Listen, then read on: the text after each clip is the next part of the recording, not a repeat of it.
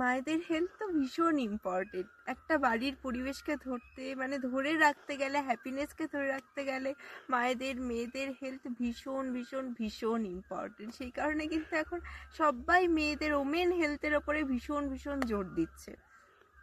তো বাড়ির সবার হ্যাপিনেস, হাসি খুশি সমস্ত কিছু, এবং কি শরীর স্বাস্থ্য সমস্ত কিছু কিন্তু বাড়ির মায়েদের ওপর ডিপেন্ডেন্ট। কারণ মায়েরা রান্না করে খাওয়ায়, কীরকম ইমোশনে রান্না করে খাওয়াচ্ছে, হাসি হাসি খুশি খুশি নাকি আজকেও রান্না করতে হচ্ছে, দূর এরকম কীরকম ইমোশন দিয়ে খাওয়াচ্ছে, সেটা ভীষণ ইম্পর্টেন্ট। তো মায়েদের হেলথ ভীষণ ইম্পর্টেন্ট। তো হেলথের মধ্যে রিপ্রোডাক্টিভ হেলথ পড়ে, পিরিয়ড থেকে শুরু করে আরও অনেক অনেক কিছু পড়ে। তো আমাদের অনেকের অনেক রকমের অনেক কিছু থাকে, অনেক রকমের প্রবলেম চলে আসে, মেনোপজের সময় চলে আসে, মেনোপজ টু মিনার্স টু মেনোপজের মাঝখানে চলে আসে কিছু কিছু প্রবলেম। সমস্ত রকমের মায়েদের প্রবলেমকে ওভারকাম করার জন্য 6 এপ্রিল থেকে 21 ডেজ ওমেন্স হেলথ চ্যালেঞ্জ শুরু হচ্ছে।